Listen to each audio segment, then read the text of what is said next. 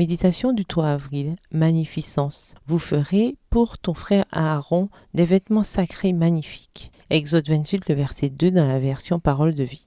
Je ne sais pas pourquoi, j'ai cette notion d'un Dieu pratique et minimaliste comme les meubles au design scandinave. J'ai tendance à croire que Dieu donne la priorité à la fonctionnalité sur la beauté, avec un pragmatisme incomparable. D'où ai-je tiré cette idée? Je ne suis pas sûre. Ce que je sais, c'est que j'ai besoin de redécouvrir le Dieu de la Bible, extraordinaire, détenteur d'une beauté opulente et d'une générosité débordante. Dieu aurait pu concevoir notre bouche sans papilles gustatives, notre rétine sans cône et nos narines sans épithélium olfactif. Bien que pouvant survivre sans le goût, sans voir les couleurs et sans odorat, nous n'aurions évidemment pas autant de plaisir. Manger un plat de polenta avec de la sauce tomate sans voir le contraste des couleurs, sans pouvoir apprécier l'arôme de la tomate et de la mozzarella et sans profiter de leur goût, ce ne serait pas la même chose. Sachant cela, Dieu nous a donné 5 sens et nous a entourés de sa beauté. Il a choisi ce qui est le plus beau et le plus extraordinaire et pas le plus pratique. Dans la conception du tabernacle et de la Nouvelle Jérusalem, nous constatons les mêmes critères. Dieu choisit les meilleurs tissus, l'or et les pierres précieuses en abondance. Pourquoi? Pour nous donner du plaisir, pour nous remplir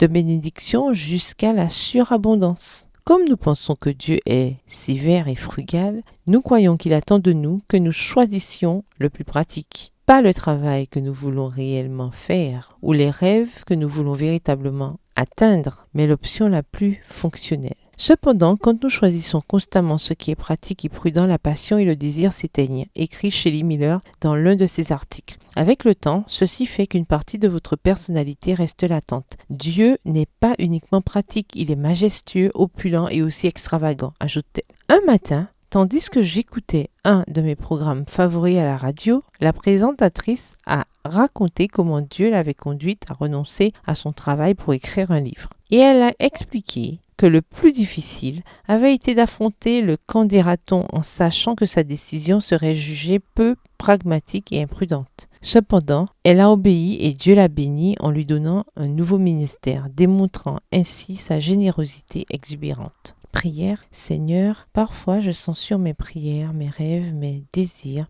en pensant que tu me donneras uniquement le minimum indispensable, seulement de petites miettes. Aide-moi à voir que, dans ta générosité exubérante, tu prépares un banquet pour moi. Tu as des plans pour ma vie, beaucoup plus vastes que ce que je peux imaginer. Merci pour ta beauté, ta générosité et ton amour extravagant. Amen. Bonne journée, que l'Éternel vous bénisse.